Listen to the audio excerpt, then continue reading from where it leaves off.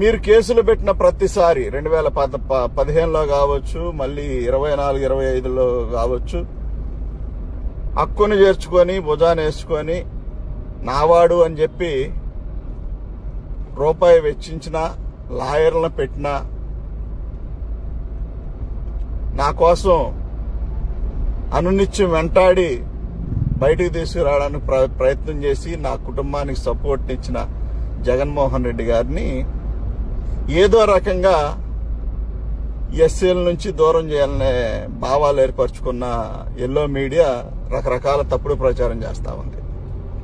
నేను అడిగేది అదే, మీకు అంత జాలి, ప్రేమ, దయ దళితుల పట్ల ఉన్నప్పుడు 2015లో నా పైన కేసులు ఎందుకు పెట్టారు?